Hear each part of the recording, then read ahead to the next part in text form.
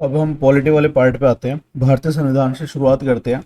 प्रावधान का संग्रह, जो प्रावधानों का संग्रह होता है संविधान, अगर मोटा मोटा बताया जाए तो एक सेट ऑफ रूल्स है कॉन्स्टिट्यूशन, जिनके आधार पर शासन का संचालन किया जाता है कि कौन कब क्या कार्य करेगा। ये संविधान में लिखा होता है, उल्लेखित होता है। देश की सर्वोच्च विधि है, मैप ऑफ पावर है, शक्ति का मानचित्र है, शक्तियों का बंटवारा, नागरिक अधिकार, किसकी कितनी शक्ति, इस सब का जिक्र संविधान में होता है। संविधान का व्यावहारिक रूप राज व्यवस्था कहलाता है। संविधानवाद की बात करते हैं। शासक व शासित पर नियंत्रण की संविधान द्वारा स्थापित संस्थागत व्यवस्था है संविधानवाद।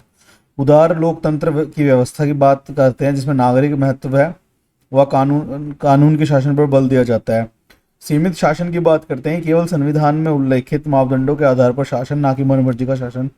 शक्ति का विकेंद्रीकरण होता है, न्यायपालिका की स्वतंत्रता होती है, लोकतांत्रिक व्यवस्था में व्यवस्था अपनाई जाती है। केवल सकारात्मक हस्तक्षेप की अनुमति आवश्यक हो तभी ये सकारात्मक हस्तक्षेप का अर्थ होता है। भारतीय संविधान के संदर्भ में बात करें कि वर्तमान में 448 आर्टिकल है, 12 अनुसूचियां हैं और 25 भाग हैं। और 26 नवंबर को हम संविधान दिवस मनाते हैं, क्योंकि 1949 26 नवंबर को हमारा संविधान बन के तैयार हो गया था। मगर इसको अपनाया कब किया गया था, लागू अपना लिया था 26 नवंबर 1949 को। लागू कब हुआ था, 26 जनवरी 1950 को इम्प्लीमेंट हुआ था। स्वीकार किया गया था 26 नवंबर 1949 को, अडॉप्ट किया गया, इम्प्लीमेंट 26 जनवरी 1950 को हुआ। बनने में 2 साल लगे, 11 महीने और 18 दिन का समय लगा बनने में टोटल। और जब बना तो मूल संविधान में 395 आर्टिकल थे, 22 पार्ट थे और 8 अनुसूचियां थी। संविधान दो तरीके के होते हैं, लिखित और अलिखित। जैसे लिखित है, हमारा दुनिया का सबसे विस्तृत संविधान है भारत का, और यूएसए का संविधान भी लिखित है। अलिखित की बात करें तो ब्रिटेन का संविधान, इजराइल का संविधान, ये अलिखित संविधान है। संविधान सभा द्वारा संविधान का निर्माण किया गया। पहली बैठक 9 दिसंबर 1946 को होती है, जिसमें सच्चिदानंद सिन्हा अस्थायी अध्यक्ष बनते हैं उसके, ठीक है। और उसके उनके साथ में एच.सी. मुखर्जी होते हैं और हरेंद्र मुखर्जी होते हैं, जो अस्थायी उपाध्यक्ष होते हैं। हरेंद्र मुखर्जी, एच.सी. मुखर्जी उनका नाम है। 11 दिसंबर 1946 को राजेंद्र प्रसाद अध्यक्ष बनते हैं और एच.सी. मुखर्जी जो थे वो उपाध्यक्ष बनते हैं। संवैधानिक सलाहकार इसके बी.एन. राव थे। संविधान की ऐतिहासिक पृष्ठभूमि की बात करते हैं अब कि 1928 में मोतीलाल नेहरू व अन्य इंडियन नेशनल कांग्रेस के नेताओं ने नेहरू रिपोर्ट के माध्यम से संविधान के प्रारूप को तैयार किया गया। 1931 में कराची अधिवेशन में आज़ाद भारत के संविधान की रूपरेखा रखी गई। एम.एन. रॉय ने विचार दिया कि संविधान सभा का निर्माण किया जाना चाहिए 1931 में कराची अधिवेशन में। और दोनों दस्तावेजों में सार्वभौमिक मताधिकार, स्वतंत्रता, समानता के अधिकार व अल्पसंख्यकों के अधिकारों को विशेष महत्व दिया गया था। 1928 की नेहरू रिपोर्ट में भी, जो मोतीलाल नेहरू ने प्रस्तुत की थी, और 1931 के कराची अधिवेशन में भी। 1934 में इंडियन नेशनल कांग्रेस ने संविधान सभा की मांग को पहली बार अधिकृत नीति में शामिल किया। अब संविधान के निर्माण की तरफ चलते हैं। संविधान सभा का निर्माण, जिसका प्रारूप कैबिनेट मिशन की सिफारिशों के तहत तय हुआ था। कैबिनेट मिशन 1946 में आया था भारत। प्रत्येक प्रांत, देशी रियासत व रियासतों के समूह को उनकी जनसंख्या के अनुपात में सीटें दी जाएंगी। 10 लाख की जनसंख्या पर 1 सीट का अनुपात रखा गया संविधान सभा में जो शामिल होंगे उन सदस्यों के लिए। संविधान सभा के सभी सदस्य भारतीय होंगे। 389 टोटल सदस्य होंगे, जिसमें ब्रिटिश भारत से 292 सदस्य व देशी रियासतों से 93 सदस्य होंगे। और चीफ कमिश्नर प्रांत थे, जो चार सदस्य वहां से होंगे। टोटल 4 चीफ कमिश्नर प्रांत थे, जिसमें अंडमान निकोबार, अजमेर मेरवाड़ा, मध्य प्रांत व बराट तथा असम का मुख्य भाग, ये चीफ कमिश्नर प्रांत थे। संविधान सभा में प्रांतों के प्रतिनिधियों का चुनाव अप्रत्यक्ष रूप से किए जाने का प्रावधान था। प्रांतीय विधानमंडल के सदस्यों द्वारा चुनाव अनुपातिक प्रतिनिधित्व प्रणाली व एकल संक्रमणीय मत प्रणाली के द्वारा किया गया, अप्रत्यक्ष रूप से। देशी रियासतों के प्रतिनिधि मनोनीत किए जाने थे, जिसके लिए समझौता समिति का गठन, जिसमें रियासतों व कांग्रेस के प्रतिनिधि शामिल होंगे। मतदाताओं के केवल 3 ही वर्ग निर्धारित किए गए थे, सामान्य, जिसमें हिंदू आते थे, मुस्लिम तथा सिख। जुलाई 1946 में संविधान सभा का चुनाव हुआ। विभाजन के पश्चात संविधान सभा के सदस्य 299 हो गए। अंबेडकर बंगाल से चुने गए थे। इसमें 26 नवंबर 1949 को संविधान सभा का निर्माण कार्य पूरा होता है, तो उस पर अध्यक्ष ही 284 सदस्यों ने हस्ताक्षर किए थे। 26 नवंबर 1949 को जब संविधान हमारा बनकर तैयार हुआ, जिसे स्वीकृत किया गया, अडॉप्ट किया गया, तब इसमें 284 सदस्यों ने हस्ताक्षर किए। तथा कुछ प्रावधानों को लागू किया गया। जो लागू किए गए प्रावधान थे उनमें नागरिकता थी, चुनाव था, अस्थायी संसद थी, संक्रमणकालीन आपातकालीन प्रावधान इसमें शामिल थे जिन्हें लागू कर दिया गया था अपनाने के साथ ही। सुकुमार सेन भारत के पहले चुनाव आयुक्त थे। संविधान सभा में कुल 15 महिलाएं थी, जिनमें हंसा मेहता व राजकुमारी अमृता कौर का नाम प्रमुख था। अब समितियों की बात करते हैं। संविधान सभा की प्रमुख कुछ समितियां हैं, जैसे संघीय शक्ति समिति, जिसमें कुल 9 सदस्य थे और जवाहरलाल नेहरू उसके अध्यक्ष थे। दूसरी मूल अधिकार व अल्पसंख्यक समिति थी, जिसमें सरदार अधिकार समिति, जिसके अध्यक्ष सरदार पटेल थे और जिसमें 54 सदस्य थे, 54 मेंबर्स थे। संचालन समिति थी, जिसमें 3 सदस्य थे, राजेंद्र प्रसाद इसके अध्यक्ष थे। प्रारूप समिति, जिसमें 7 सदस्य थे, B.R. अम्बेडकर इसके अध्यक्ष थे। व नियम समिति, जिसमें 15 सदस्य थे और राजेंद्र प्रसाद इसके अध्यक्ष थे। संविधान एवं राज्य व्यवस्था, जो संविधान है, दर्शन, सरकार और विविध, ये 3 विषय है, जैसे आप इनको ऐसे समझ सकते हैं। अब हम शुरुआत करते हैं प्रस्तावना से, प्रियम्बल, जिससे दर्शन मिलता है हमें हमारे संविधान का। प्रियम्बल जो है नेहरू की देन है। उद्देश्य प्रस्ताव दिया था उन्होंने 13 दिसंबर 1946 को, और संविधान सभा ने इसको स्वीकार किया बाद में, और उसे प्रस्तावना के रूप में, प्रियम्बल के रूप में संविधान में जोड़ा गया। जो ये प्रियम्बल की संकल्पना है, ये यूएसए से ली गई है। भाषा और विषय वस्तु इसकी ऑस्ट्रेलिया से ली गई है। 22 जनवरी 1947 को उद्देश्य प्रस्ताव को स्वीकार किया गया और प्रस्तावना के तौर पर शामिल कर दिया गया। उद्देशिका शब्द का प्रयोग किया गया प्रियम्बल के लिए हमारे संविधान में। स्वतंत्रता, समता व बंधुता पर बल दिया गया। ये फ्रांस की जो क्रांति थी उसके गुण थे, स्वतंत्रता, समता व बंधुता। प्रस्तावना संविधान के लिए एक भूमिका की भांति है, जिसमें संविधान के उद्देश्य व आदर्शों, शासन प्रणाली व उसके स्वरूप तथा संविधान के लागू होने की तिथि का उल्लेख होता है। प्रस्तावना हमारे दीर्घकालिक सपनों का विचार है, ये सर अल्लादी कृष्णा स्वामी अय्यर ने कहा था। प्रस्तावना की कुछ मुख्य बातें हैं, जिसमें शासन शक्ति का स्रोत जनता को बताया गया है। शासन शक्ति के स्वरूप में संपूर्ण प्रभुत्व संपन्न समाजवादी, पंथ निरपेक्ष, लोकतंत्रात्मक गणराज्य की बात की गई है। उद्देश्य में दिखता है कि न्याय, समता, स्वतंत्रता, बंधुता, एकता, अखंडता और व्यक्ति की गरिमा शामिल है, जो उसके उद्देश्य है। ये वॉक्स पॉपुली वॉक्स गॉड की बात करते हैं, voice of people, voice of God, ये रूसो का कथन था। समाजवादी शब्द बाद में संशोधन द्वारा जोड़ा गया इसमें, 42वें संविधान संशोधन द्वारा 1976 में। DS नकार बनाम भारत संघ विवाद था 1982 में, जो देखने को मिलता है। भारत में समाजवाद कोई विचारधारा नहीं है, बल्कि इसे सरकार के कार्यों व नीतियों में ढूंढ सकते हैं। इससे ये निकल के आता है, भारत में समाजवाद लोकतांत्रिक समाजवाद है। पंथ निरपेक्ष, धर्मनिरपेक्ष अर्थ जो है पंथ निरपेक्ष, ये 42वें संविधान संशोधन द्वारा ये शब्द भी जोड़ा गया था। SR बोम्मई बनाम भारत संघ मामला 1994, जिसमें सुप्रीम कोर्ट ने प्रस्तावना को संविधान का अभिनंग कहा है। केशवानंद भारती बनाम केरल राज्य विवाद 1973 में जो देखने को मिलता है, जो काफी ज्यादा इंपॉर्टेंट है, जिससे संविधान के बेसिक स्ट्रक्चर का निकल के आता है, मूल ढांचे का प्रावधान निकल के आता है कि जिसमें छेड़खानी नहीं की जा सकती है। सुप्रीम कोर्ट ने प्रस्तावना को संविधान का हिस्सा माना है। इस केस में भी लोकतंत्रात्मक जिस जो व्यवस्था होती है उसमें प्रत्यक्ष लोकतंत्र होता है और अप्रत्यक्ष लोकतंत्र की बात करते हैं। प्रत्यक्ष लोकतंत्र छोटे देशों में देखने को मिलता है, जहाँ पे डायरेक्ट इलेक्शंस हो जाते हैं, लीडर्स चुन ले जाते हैं। स्विट्जरलैंड में से अपनाया गया है। अप्रत्यक्ष लोकतंत्र 2 प्रकार की व्यवस्था देखने को मिलती है, एक अध्यक्षात्मक और एक संसदीय। भारत ने संसदीय प्रणाली को अपनाया है और अध्यक्षात्मक प्रणाली यूएसए ने अपनाया है उसको। भारत में क्या है, विधायिका कार्यपालिका जुड़े होते हैं। वास्तविक कार्यपालिका प्रधानमंत्री होती है और नाम मात्र कार्यपालिका में अंतर होता है, जो राष्ट्रपति है एक तरीके से नाम मात्र की कार्यपालिका। वास्तविक शक्तियां प्रधानमंत्री में निहित होती है। विधायिका कार्यपालिका का निर्माण करती है। असामूहिक उत्तरदायित्व का सिद्धांत है इसमें कि अगर कोई एक मंत्री भी कुछ गलती करता है तो वो पूरे मंत्रिमंडल उसका जिम्मेदार माना जाएगा। तो प्रधानमंत्री हेड है उस पूरे सरकार का। वहीं पे अध्यक्षात्मक व्यवस्था में यूएसए में जो अपनाई गई है, तीनों अंगों को पृथक रखा गया है। निश्चित कार्यकाल है 4 साल का और राष्ट्रपति इसमें सर्वेसर्वा होता है। गणराज्य की बात करते हैं, जिसमें राज्य प्रमुख वंशानुगत मनोनीत ना होकर प्रत्यक्ष या अप्रत्यक्ष रूप से जनता द्वारा निर्वाचित होता है, वह देश गणराज्य होगा। भारत का राष्ट्र प्रमुख राष्ट्रपति है।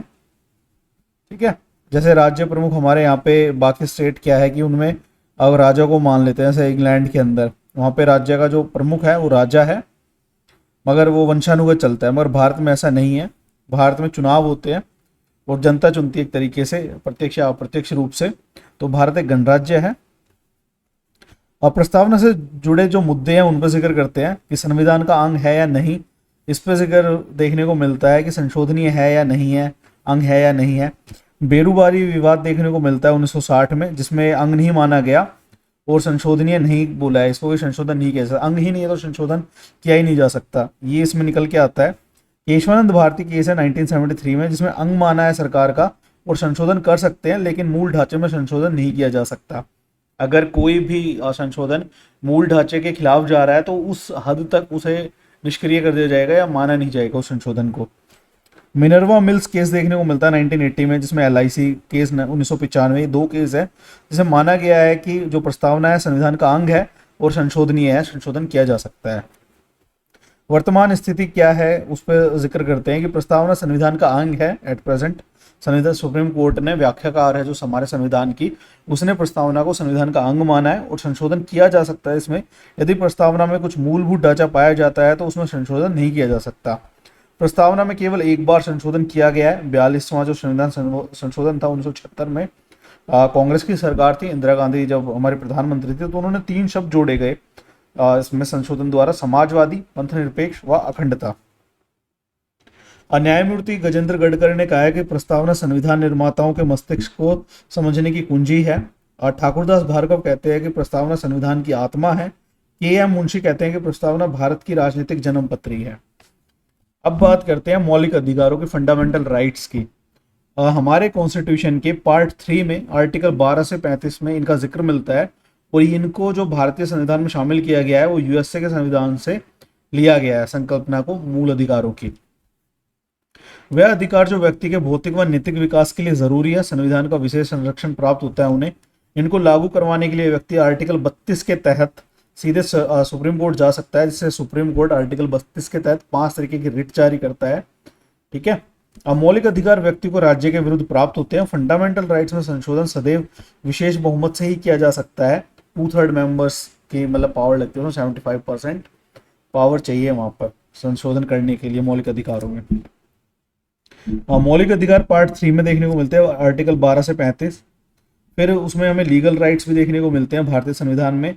जैसे संपत्ति का अधिकार बाद में एक लीगल राइट बना दिया गया 301 के तहत। पहले एक वो मौलिक अधिकार होता था और 1978 में उसे हटा दिया गया वहां से। मतदान का अधिकार आर्टिकल 326 के तहत मिलता है, वो भी एक लीगल राइट है। कानूनी और विधिक अधिकार जिसमें देखने को मिलते हैं संसद द्वारा कानून के माध्यम से बनाए गए अधिकार होते हैं, जैसे मातृत्व अवकाश और RTI एक्ट। और फिर मानव अधिकार आते हैं, ह्यूमन राइट्स आते हैं, जो प्रत्येक व्यक्ति को मानव होने के नाते मिलते हैं, सभी नागरिक और विदेशियों को मिलते हैं, जिसमें जीवन का अधिकार कॉमन है, वे मान के चल सकते हैं, और अपने धर्म को उस धर्म की पालना करने का अधिकार। मौलिक अधिकारों की विशेषताओं पे आते हैं कि असीमित नहीं है, कुछ सीमाओं के साथ स्वीकार किया गया है। इन्हें सुप्रीम कोर्ट और हाई कोर्ट न्यायालय द्वारा लागू करवाया जा सकता है। मौलिक अधिकारों का स्वरूप नकारात्मक है क्योंकि ये सरकार के विरुद्ध मिलते हैं, राज्य के अगेंस्ट में मिलते हैं हमें। सरकार की शक्तियों के संदर्भ में बात बोली गई है नकारात्मक शब्द के। कुछ अधिकार केवल राज्य के विरुद्ध प्राप्त होते हैं और कुछ व्यक्ति व राज्य दोनों के विरुद्ध प्राप्त होते हैं। राज्य के विरुद्ध आर्टिकल 15 और 16, जिसमें राज्य व व्यक्ति के विरुद्ध राज्य के विरुद्ध जो प्राप्त है वो आर्टिकल 15 और 16 है। राज्य व व्यक्ति दोनों के विरुद्ध जो प्राप्त है वो आर्टिकल 17, 23 और 24 है, जिसमें छुआछूत के विरोध की बात की जाती है। छुआछूत के विरुद्ध है आर्टिकल 17 जिसमें। कुछ मौलिक अधिकार केवल भारतीय नागरिकों को प्राप्त है, कुछ नागरिक व विदेशी दोनों को प्राप्त है। नागरिकों को सारे अधिकार प्राप्त है, जिस तरीके से आर्टिकल 15, 16, 19, 29 और 30। और जो नागरिक व विदेशी दोनों को जो प्राप्त है उनमें आर्टिकल 21 और आर्टिकल 25 है। आर्टिकल 21 जीवन का अधिकार, आर्टिकल 25 धर्म के पालन का अधिकार।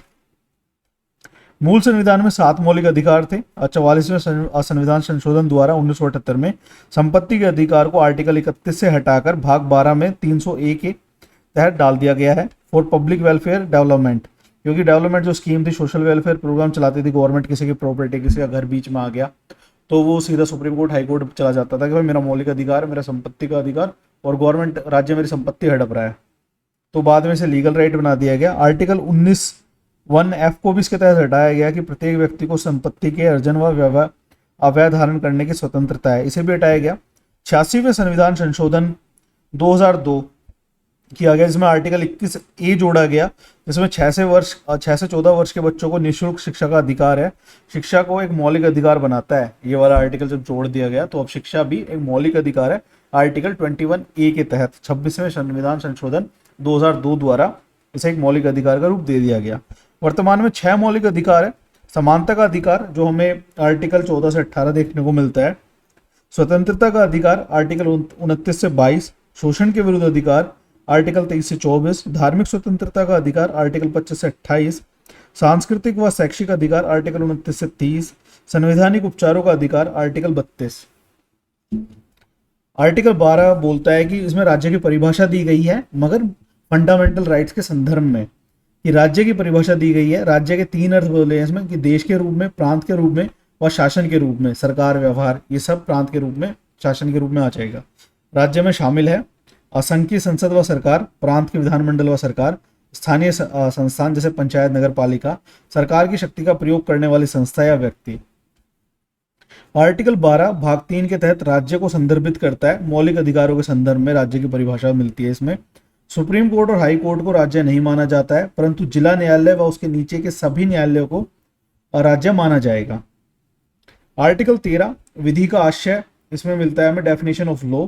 संसद ऐसा कोई कानून नहीं बना सकती जो मौलिक अधिकारों को कम समाप्त करती है। इसमें कुछ प्रावधान दिए गए हैं। 13(1) दिया गया है, जैसे संविधान के लागू होने से पहले की ऐसी विधि जो फंडामेंटल राइट का उल्लंघन करती है, उल्लंघन की सीमा तक शून्य हो जाएगी। 13(2) के तहत राज्य ऐसा कानून नहीं बनाएगा जो मौलिक अधिकारों को कम या समाप्त करती है। अगर कोई विधि उल्लंघन करती है तो उल्लंघन की सीमा तक शून्य हो जाएगी। 13(3) विधि या विधि का बल रखने वाला अध्यादेश, आदेश, नियम, उपनियम, रूढ़ियां जो विधि के समान है, उनकी बात होती है इसमें। और 13(4) के तहत ये बोला गया है कि 13(1), 13(2), 13(3) में विधि के अंतर्गत संविधान संशोधन शामिल नहीं होगा। मौलिक अधिकार संशोधनीय है या नहीं, इस पर शंकरी प्रसाद बनाम भारत संघ केस देखने को मिलता है 1951, जिसमें संशोधन किया जा सकता है, ये बात निकल के आती है। सज्जन सिंह बनाम राजस्थान 1965, संशोधन किया जा सकता है, ये निकल के आता है इसमें। गोलकनाथ बनाम पंजाब 1967, ये काफी ज्यादा इंपॉर्टेंट है, जिसमें पहली बार निकल के आता है कि संशोधन नहीं किया जा सकता। 24वां संविधान संशोधन 1971, इसी के तहत 13(4) जोड़ा गया था। फिर केशवानंद भारती केस देखने को मिलता है 1973 में। 24वां संविधान संशोधन सही है, संसद संविधान में संशोधन कर सकती है, लेकिन मौलिक अधिकारों का कोई भी हिस्सा, मूल ढांचा पाया जाता है तो उसमें संशोधन नहीं कर सकती, ये बात निकल के आती है। फिर मूल ढांचे का जो सिद्धांत है उसमें देखने को मिलता है न्यायपालिका ने निर्णय द्वारा प्रतिपादित है, ये मूल ढांचे का सिद्धांत उत्पन्न हुआ वहां से। संविधान में उल्लेखित व अनिवार्य विशेषताएं शामिल हैं।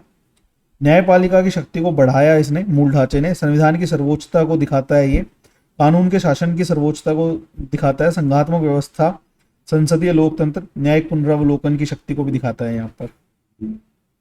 वर्तमान स्थिति क्या है कि मौलिक अधिकार के संदर्भ में संसद मौलिक अधिकारों में संशोधन कर सकती है। संशोधन के लिए सदैव विशेष बहुमत की आवश्यकता होगी। संसद मूल ढांचे में परिवर्तन नहीं कर सकती है। अब बात करते हैं फंडामेंटल राइट्स की। समानता का अधिकार, आर्टिकल 14 से 18 का जिक्र मिलता है। आर्टिकल 14, भारत के प्रत्येक व्यक्ति को कानून के समक्ष समानता व कानून का समान संरक्षण प्राप्त होगा। Equality before law and equal protection of law की बात करती है, ब्रिटिश संकल्पना है। डाइसी कहता है विशेषाधिकारों का ना होना व सबल के पक्ष में किसी प्रकार की का विशेष प्रावधान नहीं कर सकते हैं। रूल ऑफ लॉ, ये बात डाइसी बोलता है।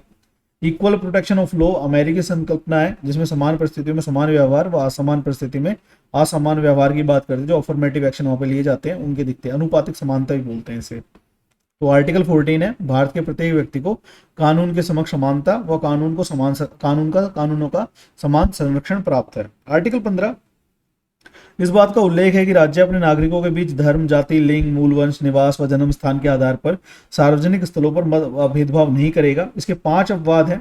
महिलाओं के लिए विशेष प्रावधान कर सकता है, बच्चों के लिए कर सकता है, अनुसूचित जाति के लिए कर सकता है, अनुसूचित जनजाति के लिए कर सकता है और दुर्लभ वर्ग के लिए कर सकता है। 2005 93वां संविधान संशोधन, आर्टिकल 15(5) जोड़ा गया। शिक्षा संस्थानों में दुर्लभ वर्ग के लिए विशेष प्रावधान किया जा सकता है। अपवाद अल्पसंख्यक शिक्षा संस्थान में। जो 93वां संविधान संशोधन है वो 2005 में जोड़ा गया था, आर्टिकल 15(5). 103वां संविधान संशोधन 2019 में किया गया, जिसमें ईडब्ल्यू आरक्षण का प्रावधान किया गया। आर्टिकल 15(6) 6 जोड़ा गया, जिसमें शिक्षण संस्थानों में 10% एडमिशन की बात की गई, और 16(6) भी जोड़ा गया जिसमें 10% सरकारी नौकरियों में आरक्षण की बात की गई। आर्टिकल 16 है, राज्य के अधीन नियोजन नौकरियों में अवसर की समानता होगी व धर्म, जाति, लिंग, निवास, जन्म स्थान व मूल वंश के आधार पर नागरिकों के मध्य भेदभाव नहीं किया जाएगा। 3 अपवाद है इसके। संसद कानून बनाकर किसी निवास को किसी क्षेत्र में रोजगार पाने की शर्त बना सकती है। धार्मिक संस्थाओं के पद धर्म विशेष के अनुयायियों के लिए आरक्षित किए जा सकते हैं। नागरिकों के पिछड़े वर्ग के लिए विशेष प्रावधान किया जा सकता है। पिछड़ेपन का आधार है सामाजिक, जाति के जैसे जाति जिसका एग्जाम्पल है, आर्थिक जिसका गरीबी एग्जाम्पल है, लैंगिक जिसका लिंग भेदभाव है। 1953 में पहला पिछड़ा वर्ग आयोग की स्थापना की गई, जिसमें काका कालेकर अध्यक्ष थे। जाति पिछड़ेपन का आधार है, ये रिपोर्ट सबमिट करते हैं तो ये बताते हैं। 1956 में दी गई सिफारिशों को स्वीकार नहीं किया गया व इस आयोग को भंग कर दिया गया।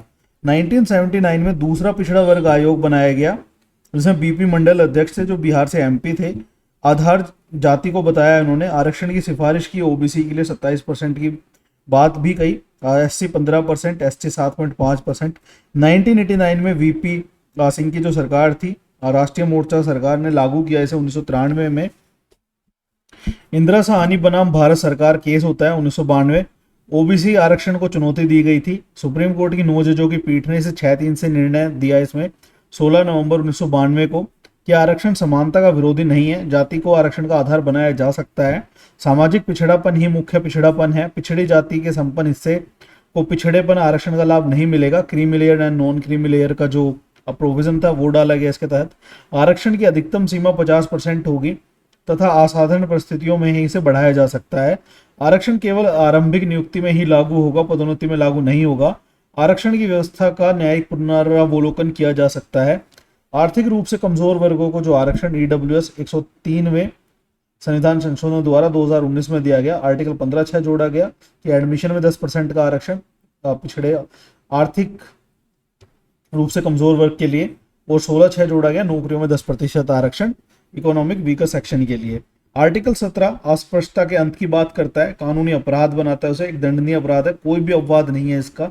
संविधान अस्पष्टता को परिभाषित नहीं करता है, केवल दंडनीय अपराध घोषित करता है। संसद ने अस्पष्टता निवारण अधिनियम 1955 और 1976 में नाम बदलकर नागरिक अधिकार संरक्षण अधिनियम को कर दिया था, जिसमें अस्पष्टता को परिभाषित किया गया। एससी जाति के सदस्य के साथ उसकी जाति के आधार पर भेदभाव करना, जाति के आधार पर अपमान सूचक शब्दों का प्रयोग करना, सार्वजनिक वाहनों में बैठने व बैठाने से मना करना, आटा चक्की में अनाज पीसने से मना करना, सैलून में बाल काटने से मना करना, इतिहास, धर्म, दर्शन, साहित्य के आधार पर अस्पष्टता को सही ठहराना दंडनीय अपराध है।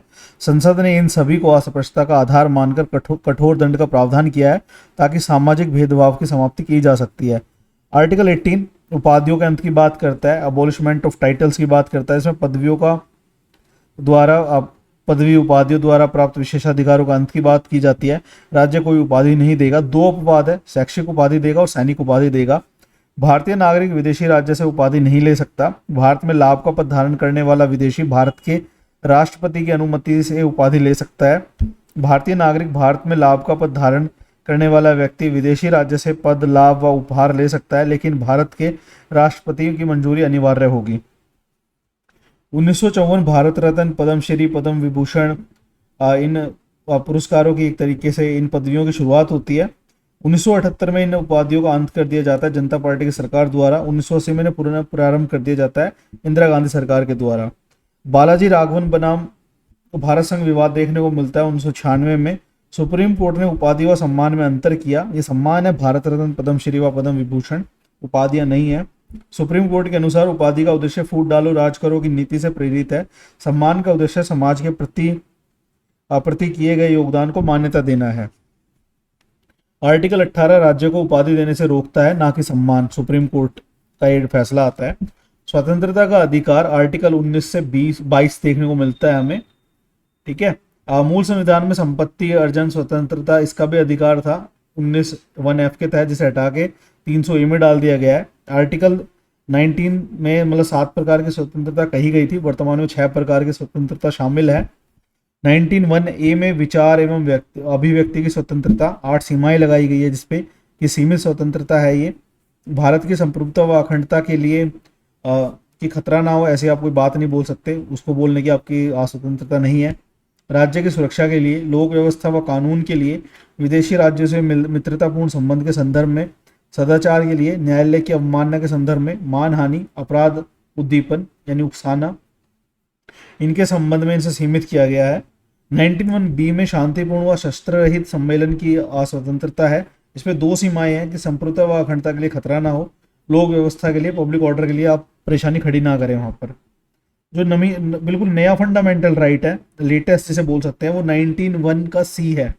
संगठन बनाने व सहकारी संस्था बनाने की स्वतंत्रता 97वां संविधान संशोधन करके 2000 द्वारा इसे शामिल किया गया, सहकारी संस्था बनाने की जिसमें बात की गई है।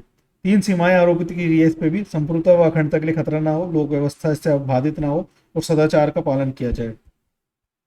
सहकारी संस्था वह होती है जब नागरिकों का कोई समूह अपनी आपसी सहयोग से अपने आर्थिक हितों को बढ़ाने के लिए जिन संस्था का निर्माण करता है, जैसे अमूल एग्जाम्पल है इसका।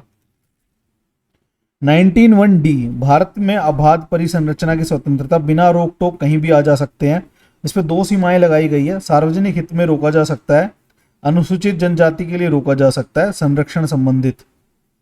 19(1)(e) इसमें भारत में कहीं भी निवास करने व बस जाने की स्वतंत्रता है। इस पर 2 सीमाएं लगाई गई है, सार्वजनिक हित में रोका जा सकता है, अनुसूचित जनजाति के क्षेत्र में प्रवेश से रोका जा सकता है या बसने से वहां से। 19(1)(g) जिसमें कोई भी पेशा व व्यवसाय चुनने की स्वतंत्रता है। 2 सीमाएं हैं, राज्य किसी पेशे के लिए तकनीकी अर्हताएं निर्धारित कर सकता है, विशेष व्यापार में राज्य के एक अधिकार का सर्जन, कि कोई स्पेसिफिक जैसे अफीम की खेती है उसमें गवर्नमेंट से लाइसेंस लेना होता है तभी आप वो कर सकते हैं। फिर सकारात्मक स्वतंत्रता भारतीय संविधान में इसे सकारात्मक स्वतंत्रता बोला गया कि हस्तक्षेप कर सकता है एक लिमिटेड सही जगह पर। मुद्दे हैं अभिव्यक्ति व प्रेस की स्वतंत्रता। इसमें इंडियन एक्सप्रेस जो न्यूज़पेपर था उसका केस देखने को मिलता है 1985 में, अखबार की बिजली काट दी गई थी। सुप्रीम कोर्ट ने अभिव्यक्ति की स्वतंत्रता व्याख्या करते हुए प्रेस की स्वतंत्रता को भी मौलिक अधिकार माना है। मौखिक लिखित हाव भाव द्वारा अभिव्यक्ति की को भी शामिल किया गया है इसमें। गुलाम नबी आज़ाद केस 2020 में जिसमें सुप्रीम कोर्ट ने अभिव्यक्ति की स्वतंत्रता के अंतर्गत इंटरनेट को भी मौलिक अधिकार माना है। सुप्रीम कोर्ट ने 19(1)(a) प्रभावी और 19(1)(g) के प्रभावी क्रियान्वयन के लिए इंटरनेट को मूलभूत जरूरत बोला है इसमें कि मूलभूत जरूरत है। नवीन जिंदल केस देखने को मिलता है 1995। सुप्रीम कोर्ट ने अभिव्यक्ति की स्वतंत्रता के अंतर्गत राष्ट्रध्वज फहराने की स्वतंत्रता को मौलिक अधिकार घोषित किया है। इमैनुअल केस 1986 जिसमें सुप्रीम कोर्ट ने यह निर्धारित किया है कि मौन रहना भी एक मौलिक अधिकार है व मौन भी अभिव्यक्ति का एक रूप है, किसी को राष्ट्रगान गाने के लिए बाध्य नहीं किया जा सकता। आर्टिकल 20 मनमाने तरीके से अपराधी ठहराए जाने के तरीके से संरक्षण प्रदान करता है। 21 आर्टिकल मतलब 21 उसका सब क्लॉज 1 कहता है कि किसी व्यक्ति को तब तक अपराधी नहीं ठहराया जा सकता जब तक उसने अपराध के समय लागू किसी कानून का उल्लंघन ना किया हो, तथा उस व्यक्ति को उस कानून से प्रस्तावित सजा से अधिक सजा नहीं दी जा सकती। 20 सब क्लॉज 2 कहता है कि एक ही अपराध के लिए किसी भी व्यक्ति को एक से अधिक बार दंड नहीं दिया जा सकता। आर्टिकल 23 कहता है कि किसी व्यक्ति को अपने ही विरुद्ध गवाही देने के लिए बाध्य नहीं किया जा सकता। आर्टिकल 21 जीवन का अधिकार, राइट टू लाइफ, किसी भी व्यक्ति को जीवन व व्यक्तिगत स्वतंत्रता से केवल विधि द्वारा स्थापित प्रक्रिया से ही वंचित किया जा सकता है, अन्यथा नहीं।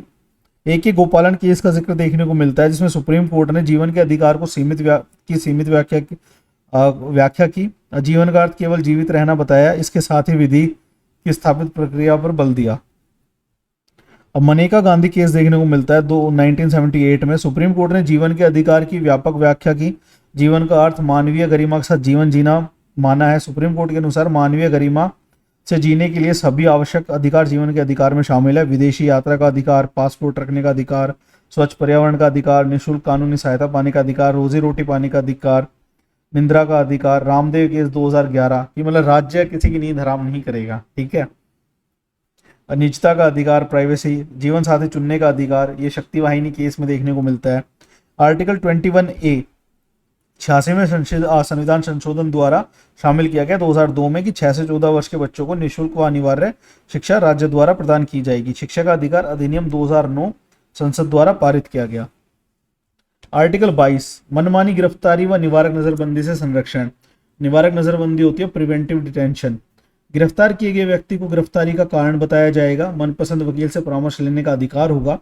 सेकंड, गिरफ्तार व्यक्ति को 24 घंटे में निकटतम मजिस्ट्रेट के सामने प्रस्तुत किया जाएगा, जिसमें यात्रा का व समय अवकाश का समय शामिल नहीं होगा। यह अधिकार दो प्रकार के व्यक्तियों को प्राप्त नहीं होंगे: शत्रु अंतर्देशीय और निवारक नजरबंदी के तहत गिरफ्तार व्यक्ति। निवारक नजरबंदी अपराध किए जाने की आशंका के आधार पर गिरफ्तार कर लिया जाता है। भारत में निवारक नजरबंदी संवर्ती सूची का विषय है। संवर्ती सूची वो जिसमें राज्य और केंद्र दोनों मिलकर कानून बना सकते हैं। 4 आधार पर की जा सकती है निवारक नजरबंदी: राज्य की सुरक्षा को खतरा होने पर, लोक व्यवस्था को खतरा होने पर, किसी राज्य के साथ संबंधों पर खतरे की स्थिति, आवश्यक सेवाओं की आपूर्ति में बाधा उत्पन्न होने पर। निवारक नजरबंदी के तहत गिरफ्तार व्यक्ति को अधिकतम 3 माह तक गिरफ्तार किया जा सकता है। 3 माह से अधिक गिरफ्तार रखने के लिए एक सलाहकारी बोर्ड की सिफारिश जरूरी है, जिसमें सदस्य हाईकोर्ट का वर्तमान जज या हाईकोर्ट के अवकाश प्राप्त जज या हाईकोर्ट का जज बनने की योग्यता रखने वाला व्यक्ति होगा। वो बोलेगा कि भाई रख सकते हो तभी रखा जाएगा, अदरवाइज नहीं। जो तीसरा फंडामेंटल राइट है वो है शोषण के विरुद्ध अधिकार। आर्टिकल 23 से 24 इसका जिक्र मिलता है, जिसमें आर्टिकल 23 में मनुष्यों का दुर्व्यापार, बेगार व बलात् श्रम की मनाही है, जिसमें वेश्यावृत्ति, ह्यूमन ट्रैफिकिंग ये सब आते हैं। और बलात् होता है कि इच्छा के विरुद्ध कार्य करना, और बेगार होता है बिना पैसे दिए काम करवाना। तो इसकी मनाही है आर्टिकल 23 के तहत। सार्वजनिक हित में इसकी अनुमति दी जा सकती है। सुप्रीम कोर्ट ने मंदिरों में प्रचलित देवदासी प्रथा को दुर्व्यापार मानते हुए प्रतिबंधित कर दिया है। आर्टिकल 24 14 वर्ष से कम आयु के बच्चों को कारखाना, खादान या खतरनाक रोजगार में नहीं लगाया जाएगा। इसकी बात करता है बाल श्रम निवारण अधिनियम 1986, जिसमें बलात्श्रम को दंडनीय अपराध बनाता है। 14 वर्ष से कम आयु के बच्चों को किसी भी बलात्श्रम में नहीं लगाया जाएगा। 18 वर्ष से कम आयु के बच्चों को खतरनाक कार्यों में नहीं लगाया जाएगा, जिसमें कारखाना, खादान इन सब में शामिल किया गया है। 2015 में इसमें संशोधन किया गया और यह जोड़ा गया कि अवकाश के समय बच्चे घरेलू उद्यम में काम कर सकते हैं। अब चौथा जो हमारा फंडामेंटल राइट है वो धार्मिक स्वतंत्रता का अधिकार है, जो आर्टिकल 25 से 28 इसमें जिक्र मिलता है। व्यक्ति के रूप में आर्टिकल 25 में प्रत्येक व्यक्ति को अंतःकरण की स्वतंत्रता होगी तथा किसी धर्म को मानने व आचरण करने की व प्रचार करने की स्वतंत्रता होगी। हिंदू धार्मिक संस्थाएं सभी वर्गों के लिए खोली जाएंगी। यहाँ हिंदू के अंतर्गत हिंदू, जैन, बौद्ध व सिख शामिल माने जाएंगे। सिखों को कृपाण रखने की स्वतंत्रता होगी। प्रत्येक सिख 5 चीजें रख सकता है: केश, कंघा, कड़ा, कच्छा व कृपाण। इसमें सीमाएं लगाई गई है कि धार्मिक स्वतंत्रता पर लगाई जा सकती है जो सीमाएं, उसमें कानून व्यवस्था बाधित ना हो, सदाचार का पालन करना होगा, सार्वजनिक स्वास्थ्य का ध्यान रखना होगा और नैतिकता की बात करते हैं। सुप्रीम कोर्ट ने आचरण शब्द की व्याख्या करते हुए जैनों के लिए संथारा व संलेखना को मौलिक अधिकार माना है। संथारा होता है कि भूखा प्यासा रहकर मृत्यु प्राप्त करना, व संलेखना होता है अच्छाई का लेखा जोखा रखना। सुप्रीम कोर्ट ने 3 तलाक जैसे असंसारिक कार्य को धार्मिक आचरण मानने से इनकार कर दिया। सुप्रीम कोर्ट ने प्रचार की स्वतंत्रता के अंतर्गत धर्मांतरण करवाने की स्वतंत्रता को मौलिक अधिकार मानने से इनकार कर दिया है। यद्यपि स्वेच्छा से धर्मांतरण करना व्यक्ति का मौलिक अधिकार है। ये फादर स्टोइनग्लास केस 1977 में ये फैसला दिया गया था। आर्टिकल 26 समुदाय के रूप में प्रत्येक धार्मिक समुदाय को अपने धार्मिक मामलों के प्रबंधन का अधिकार होगा। इसके अंतर्गत धार्मिक संस्थाओं की स्थापना, धार्मिक संस्थाओं का प्रबंधन व संचालन, विधि के अनुसार संपत्ति के अर्जन व प्रबंधन का अधिकार। सबरीमाला केस केरल अयप्पा स्वामी का मंदिर है, जिसे 10 से 50 वर्ष की महिलाओं का आना मना है। इंडियन यंग लॉयर्स एसोसिएशन इसके विरोध में सुप्रीम कोर्ट में केस करता है 2018 में। सुप्रीम कोर्ट ने स्पष्ट किया कि धार्मिक समुदाय को धार्मिक मामलों के प्रबंधन का अधिकार है। इसका प्रयोग करके धार्मिक समुदाय नागरिक को उसके अधिकारों से वंचित नहीं कर सकता है। आर्टिकल 27 कहता है कि राज्य द्वारा ऐसा कोई भी कर नहीं लगाया जाएगा जिससे प्राप्त आय किसी धर्म विशेष की उन्नति के लिए खर्च की जाती हो। आर्टिकल 28 कहता है कि राज्य की शिक्षा संस्था में धार्मिक शिक्षा की मनाही है। राज्य द्वारा वित्त पोषित शिक्षा संस्थानों में धार्मिक शिक्षा नहीं दी जा सकती। राज्य द्वारा आर्थिक सहायता प्राप्त जो भी शिक्षा संस्थान है, किसी भी व्यक्ति को धार्मिक शिक्षा ग्रहण करने के लिए बाध्य नहीं किया जा सकता वहां पर। और फिफ्थ जो मौलिक अधिकार है वो है सांस्कृतिक व शैक्षिक अधिकार। आर्टिकल 29 से 30 इसका जिक्र देखने को मिलता है। आर्टिकल 29 कहता है कि नागरिकों का प्रत्येक वर्ग जिसकी अपनी भाषा व लिपि है तथा संस्कृति है उसको उसके संरक्षण का अधिकार होगा। धर्म, जाति, क्षेत्र व भाषा के आधार पर शिक्षा संस्थानों में नागरिकों के साथ भेदभाव नहीं किया जाएगा। आर्टिकल 30 कहता है कि सभी अल्पसंख्यक, चाहे वे विधार्मिक हो, भाषाई अल्पसंख्यक हो, उन्हें मनोनुकूल शिक्षा संस्थान की स्थापना का अधिकार होगा। यदि अल्पसंख्यक शिक्षा संस्था की भूमि का अधिग्रहण किया जाता है तो उसे बाजार दर मुआवजा दिया जाएगा। भारत का संविधान अल्पसंख्यक को परिभाषित नहीं करता है और दो रूप बताता है, धार्मिक व भाषाई अल्पसंख्यक।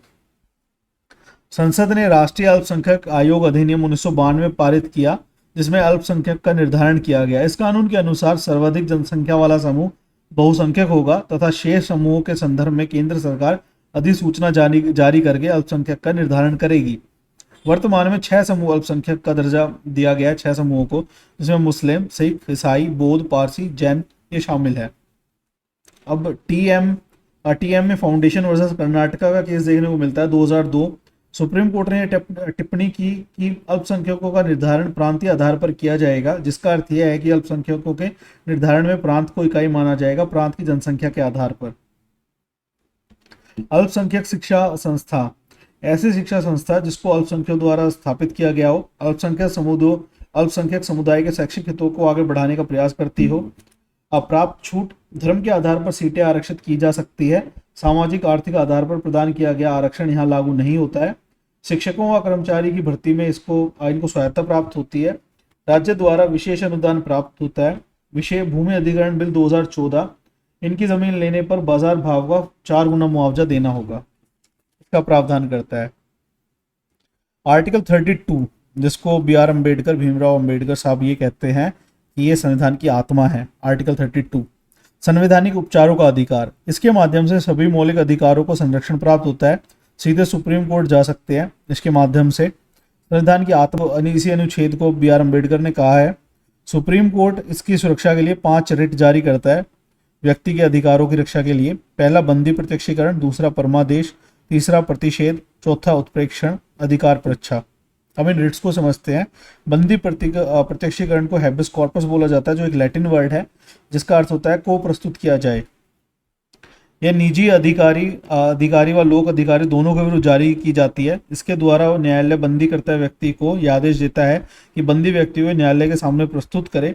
यदि बंदीकरण का आधार अवधि सम्मत नहीं है तो न्यायालय बंदी को मुक्त करने का आदेश दे सकता है। व्यक्ति की मौलिक गरिमा को बचाने के लिए इसका प्रयोग किया जाता है। दूसरा है परमादेश, जिसे मैंडामस बोला जाता है। हम आदेश देते हैं, जिसका अर्थ ये होता है केवल लोक अधिकारी के खिलाफ जारी की जाती है। पब्लिक ऑफिसर और स्टेट मिनिस्टर इसमें शामिल होते हैं। 2 अपवाद है, राष्ट्रपति व राज्यपाल के विरुद्ध जारी नहीं हो सकती है। न्यायालय किसी लोक अधिकारी को आदेश देता है कि वह विधि के द्वारा निर्धारित उस कर्तव्य की पालना करने जिसे पूरा करने का उसे जिम्मेदारी है, उसे इनकार नहीं कर सकता। जिसे करने से उसने इनकार कर दिया था तो वो काम करने के लिए बोलता है कि ये काम करो। फिर आता है प्रतिषेध, जिसे प्रोहिबिशन बोला जाता है, जिसका अर्थ होता है रोकना। यह रिट न्यायिक संस्था व अर्धन्यायिक संस्था के विरुद्ध जारी की जाती है। इसके तहत न्यायालय किसी न्यायिक व अर्धन्यायिक संस्था को के क्षेत्राधिकार के उल्लंघन करने से रोकता है। फिर आता है उत्प्रेक्षण, जिसे सर्टियोररी कहते हैं, जिसे प्रमाणित या सूचना देना, जिसका अर्थ है यह रिट न्यायिक व अर्धन्यायिक दोनों के विरुद्ध जारी हो सकती है। क्षेत्राधिकार उल्लंघन से रोका जाता है। प्रतिषेध रिट कार्यवाही के दौरान जारी होती है व उत्प्रेक्षण रिट कार्यवाही की समाप्ति व निर्णय सुनाए जाने के बाद जारी होती है। उद्देश्य होता है कार्यवाही को स्थगित करना, परिषेध कर देना, निर्णय को समाप्त करना, उत्प्रेक्षण कहलाता है। 5वीं रिट है अधिकार परीक्षा, जिसे को वारंटो कहते हैं। इसे पोस्टमार्टम करने वाली रिट भी कहा जाता है। न्यायालय लोक पद पर किसी व्यक्ति के दावे की वैधता की जांच करता है। यदि दावा विधि सम्मत नहीं होता है तो उसे पद से हटा देता है। तो ये 5 रिट थी। रिट क्षेत्राधिकार की बात करते हैं। सुप्रीम कोर्ट का जो रिट जारी करने का क्षेत्राधिकार है वो आर्टिकल 32 के तहत आता है। 5 तरह की रिट जारी करता है supreme court. High court article 226 के तहत 5 तरीके की रिट जारी करता है। पहला केवल मौलिक अधिकारों के उल्लंघन की स्थिति में रिट जारी करता है। तथ्य अगर सही है तो सुप्रीम कोर्ट रिट जारी करने के लिए बाध्य है। संपूर्ण भारत में रिट जारी कर सकता है सुप्रीम कोर्ट। हाई कोर्ट कहता है कि 5 मौलिक अधिकारों के साथ अन्य अधिकारों के संदर्भ में भी जारी कर सकता है। बाध्य नहीं है, अन्य तरीके सुझा सकता है। केवल क्षेत्राधिकार में रिट जारी कर सकता है। अगर एक हाई कोर्ट है, जैसे जयपुर हाई कोर्ट है, वो सिर्फ राजस्थान में रिट जारी कर सकती है, जबकि सुप्रीम कोर्ट पूरे भारत में कहीं पर भी कर सकती है। तो ये डिफरेंस है।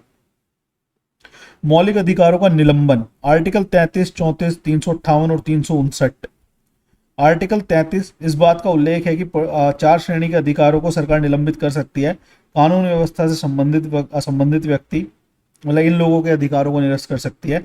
सशस्त्र बल से संबंधित व्यक्ति, असूचना से संबंधित व्यक्ति जैसे रो NIB, दूर संचार से संबंधित व्यक्ति, इनके जो मौलिक अधिकार है, इन श्रेणी के जो अधिकारी होते हैं, इनके अधिकारों को सरकार निलंबित कर सकती है। आर्टिकल 34, यदि किसी क्षेत्र में सैनिक कानून या जैसे मार्शल लॉ लगा हो तो वहाँ मौलिक अधिकार निलंबित किए जा सकते हैं। मार्शल लॉ जब किसी क्षेत्र को गृह युद्ध या अलगाववाद आदि के कारण सेना के नियंत्रण में दे दिया जाता है, तब वहाँ पे AFSPA एक कानून है, ऐसा ही खास armed forces special power act 1958 सबसे पहले मणिपुर में लागू हुआ था। आर्टिकल 358, युद्ध व बाह्य आक्रमण के कारण राष्ट्रीय आपातकाल की घोषणा होती है तो आर्टिकल 19 स्वतः निलंबित हो जाएगा। आर्टिकल 359, युद्ध बाह्य आक्रमण या सशस्त्र विद्रोह के कारण राष्ट्रीय आपातकाल की घोषणा होती है तो राष्ट्रपति सभी या इन्हीं मौलिक अधिकारों को आदेश जारी करके निलंबित कर सकते हैं। इसमें आते हैं आपातकाल की परिस्थिति में भी आर्टिकल 20 और 21 निलंबित नहीं होंगे, तो 2 आर्टिकल को छोड़ के सब निलंबित हो सकते हैं। यह प्रावधान संविधान संशोधन 44वें द्वारा किया गया, 1978 द्वारा किया गया। मौलिक अधिकारों की आलोचना देखने को मिलती है। भारत का संविधान फंडामेंटल राइट पर अनेक सीमाएं लगा देता है, जिसके कारण यह कहा जाता है भारत का संविधान एक हाथ से अधिकार देता है, दूसरे हाथ से वापस ले लेता है। संविधान सभा के सदस्य KT शाह ने कहा कि फंडामेंटल राइट की आलोचना करते हुए कहा उन्होंने कि आर्टिकल 19 में दी गई स्वतंत्रताओं पर इतने प्रतिबंध लगा दिए गए हैं कि स्वतंत्रताओं को ढूंढना मुश्किल हो गया है। संविधान में फंडामेंटल राइट का भाग अत्यधिक लंबा है, जिससे अस्पष्टता फैलती है और वकीलों का स्वर्ग बन जाता है। आम जनता के लिए जटिल है इसको समझना, ये कह के आलोचना की जाती है। कुछ महत्वपूर्ण अधिकार शामिल नहीं है, जैसे रोजगार का अधिकार फंडामेंटल राइट के तहत शामिल नहीं किया गया है। फंडामेंटल राइट का महत्व, तानाशाही से रक्षा करते हैं, लोकतंत्र के सफल संचालन के लिए आवश्यक है, भौतिक व नैतिक विकास के लिए आवश्यक है। व्यक्ति के फंडामेंटल राइट से अल्पसंख्यक वर्गों के मन में विश्वास का भाव पैदा होता है तथा राष्ट्रीय एकीकरण को बढ़ावा मिलता है। मौलिक अधिकार में स्वाधीनता आंदोलन का आदर्श व भारत के संविधान का दर्शन पाया जाता है। फंडामेंटल राइट अधिकारों को भारत में Magna carta, bill of right France तथा नागरिकों के अधिकारों का घोषणा पत्र USA, ये बोला जाता है, उनके इक्वल है, पैरेलल है। तो ये हमारे फंडामेंटल राइट्स का पोर्शन था। तो अब हम बात करेंगे राज्य के नीति निदेशक तत्व DPSPs की, directive principle of state policy. इन्हें आयरलैंड के संविधान से लिया गया है। हमारे संविधान में पार्ट 4 में आर्टिकल 36 से 51 इनका जिक्र देखने को मिलता है।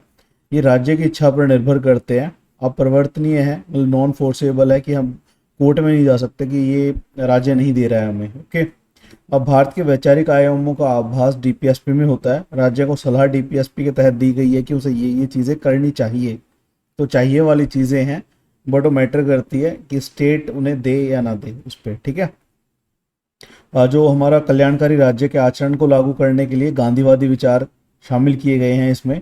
DPSP वह लक्ष्य व उद्देश्य है जिनको एक समाज के रूप में हमें स्वीकार करना चाहिए।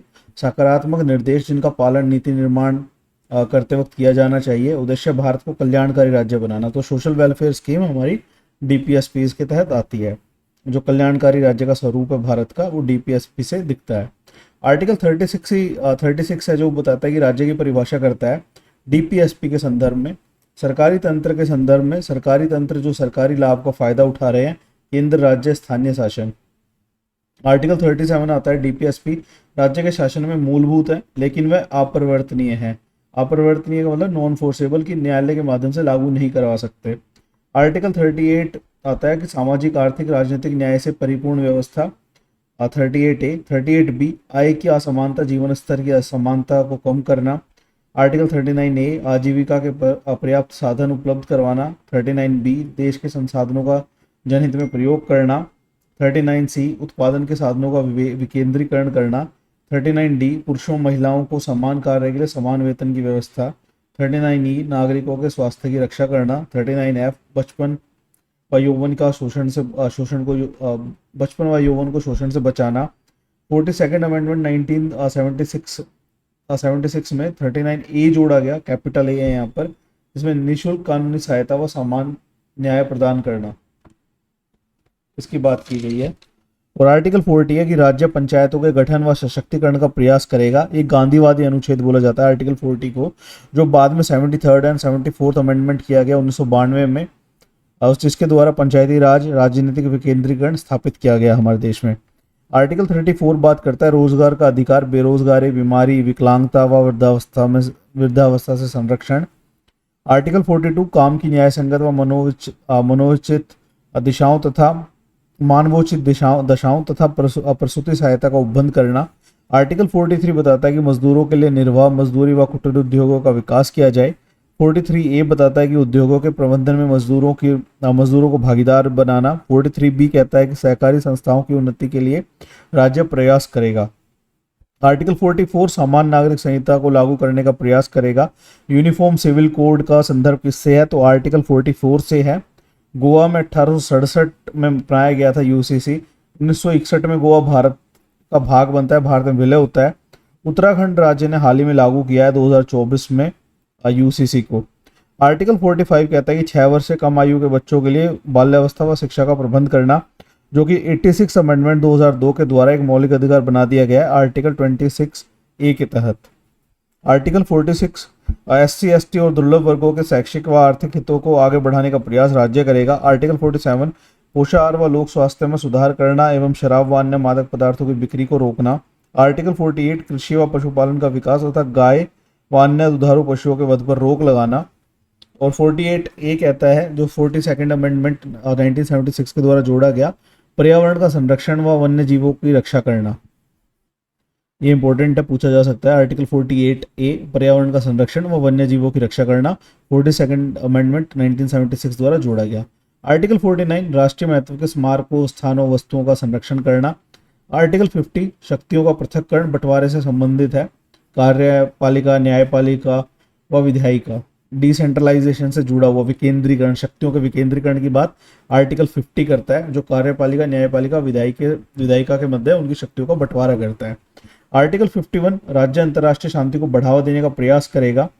जो डीपीएसपी की आलोचना केटी शाह द्वारा की जाती है कि डीपीएसपी ऐसे चेक के समान है जिनका भुगतान बैंक की इच्छा पर निर्भर करता है, क्योंकि ये अपरिवर्तनीय है, फोर्सेबल नहीं है। वहीं पे नसरुद्दीन ने डीपीएसपी को नववर्ष की शुभकामनाएं कहा है। भारत का संविधान विस्तार पूर्वक डीपीएसपी का वर्णन करता है, लेकिन उन्हें व्यवहार में कैसे लागू किया जाए उसके साधन नहीं बताता है, तो ये कह के भी आलोचना की जाती है। डीपीएसपी कई बार विधायिका तथा न्यायपालिका के मध्य संघर्ष के कारण बन जाते हैं। अब महत्व की बात करते हैं। डीपीएसपी सरकार के कल्याणकारी कार्यों का आधार है। डीपीएसपी सामाजिक आर्थिक लोकतंत्र स्थापित करने के लिए आवश्यक है। राज्य के नीति निदेशक तत्व सरकार के मूल्यांकन का आधार प्रस्तुत करते हैं। नीति निदेशक तत्वों में भारत के संविधान का दर्शन पाया जाता है, तो ये महत्व दर्शाता है इसके थ्रू। कुछ इंपॉर्टेंट केसेस हैं, उन पर नजर मारते हैं जो डीपीएसपी के संदर्भ में देखने को मिलते हैं हमें। एक है चम्बकम दोराई राजन वर्सेस मद्रास राज्य 1951 में। इसमें ये बात आती है कि जो फंडामेंटल राइट है वो बड़े हैं, डीपीएसपी से ऊपर है, मतलब भूमि सुधार, जमींदारी उन्मूलन, इसके ये केस इससे जुड़ा हुआ था। 39B 39C डीपीएसपी से संबंधित मामला था ये, जिसमें ये फैसला आता है कि जो फंडामेंटल राइट है वो डीपीएसपी से ऊपर रखे गए हैं। केरल शिक्षा विधेयक 1957, जिसमें ये बोला है कि फंडामेंटल राइट और डीपीएसपी दोनों एक दूसरे के पूरक है, बराबर है, सुप्रीम कोर्ट ने कहा, न्यायालय ने बोला। 25वां संविधान संशोधन 1971, जिसमें आर्टिकल 31C जोड़ा गया। यदि 39B व 39C के निदेशक तत्वों को लागू करने के लिए कोई विधि बनाई जाती है तो वह इस आधार पर अवैध नहीं होगी कि वह अनुच्छेद 14, 19 व 31 में दिए गए मौलिक अधिकारों का उल्लंघन करती है। यहाँ विधायिका ने न्यायपालिका को दरकिनार कर दिया है। केशवानंद भारती केस 1973 में सुप्रीम कोर्ट ने 31C को सही ठहराया, जबकि सुप्रीम कोर्ट ने 39B व 39C की जगह डीपीएसपी को आर्टिकल 14, 29 व 31 पर वरीयता प्रदान कर दी।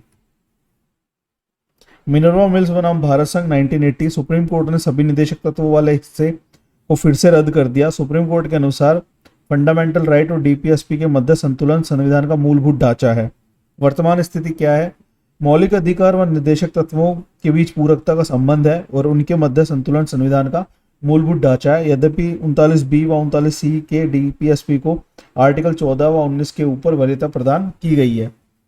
आर्टिकल 31C डीपीएसपी को मौलिक अधिकार के ऊपर वरीयता प्रदान करता है। आर्टिकल 44 असमान नागरिक संहिता का जिक्र मिलता है हमें यहाँ पर। मौलिक कर्तव्य फंडामेंटल ड्यूटीज, ये आर्टिकल 51 में इसको जोड़ा गया था, बाद में मूल संविधान में उल्लेखित नहीं थे। 42nd अमेंडमेंट किया गया 1976 द्वारा, संविधान में शामिल किया गया इन्हें। 10 मूल कर्तव्य जोड़े गए थे पहले, वर्तमान में 11 मूल कर्तव्य है। 86th कॉन्स्टिट्यूशनल अमेंडमेंट करके 2002 में पेरेंट्स का और गार्जियंस का कर्तव्य बताया गया कि बच्चों को अब स्कूल में भेजना है उन्हें, 6 से 14 साल के बच्चे। 51A के तहत 51A में जोड़ा गया है इसे। ये यूएसएसआर से लिए गए हैं, ये नागरिक के कर्तव्य, मौलिक कर्तव्य जो फंडामेंटल ड्यूटीज, ये यूएसएसआर या रशिया से लिए गए हैं, आप ये बोल सकते हैं। और पार्ट 4A में जोड़ा गया है इन्हें, और आर्टिकल 51A है इसका। सरदार सवर्ण सिंह कमेटी की सिफारिशों के आधार पर इन्हें जोड़ा गया था। 51A जो है वो संविधान की संस्थाओं, आदर्शों और राष्ट्रगान का आदर करना। 51A का B अस्वाधीनता आंदोलन के आदर्शों का आदर करना। 51AC भारत की संप्रभुता, एकता व अखंडता की रक्षा करना। 51AD देश की सेवा करना व राष्ट्रीय सुरक्षा में योगदान करना। 51AE नागरिकों के बीच भाईचारे को बढ़ावा देना। 51AF सामाजिक संस्कृति की रक्षा करना। 51AG पर्यावरण की रक्षा करना। 51AH वैज्ञानिक मनोवृत्ति व मानववादी दृष्टिकोण को बढ़ावा देना। तो ये जो रैशनलिज्म की बात देखने को मिलती है कि तर्क संगत साइंटिफिक टेम्परामेंट का विकास किया जाए, तो ये 51AH में है, वैज्ञानिक मनोवृत्ति व मानववादी दृष्टिकोण को बढ़ावा देना। 51AI सामूहिक संपत्ति की रक्षा व हिंसा से दूर रहना। 51AJ व्यक्तिगत व सामूहिक क्षेत्र में श्रेष्ठता लाने का प्रयास करना। 51AK जिसे 86 अमेंडमेंट द्वारा जोड़ा गया था, अभिभावकों का यह कर्तव्य है कि वो 6 से 14 वर्ष की आयु के बच्चों को शिक्षा प्राप्त करने का अवसर प्रदान करें। तो ये डीपीएसपी और हमारे मौलिक कर्तव्य है। तो मौलिक कर्तव्यों का महत्व देख लेते हैं एक बार। अधिकार व कर्तव्य पूरक हैं। फंडामेंटल ड्यूटीज देश की अखंडता व सुरक्षा में योगदान देते हैं, पर्यावरण का संरक्षण सुनिश्चित करते हैं, सामाजिक सहयोग व सामंजस्य को बढ़ावा देने के लिए प्रेरित करते हैं। तो ये हमारी फंडामेंटल ड्यूटीज भी कंप्लीट हो गई है, डीपीएसपी एंड फंडामेंटल ड्यूटीज।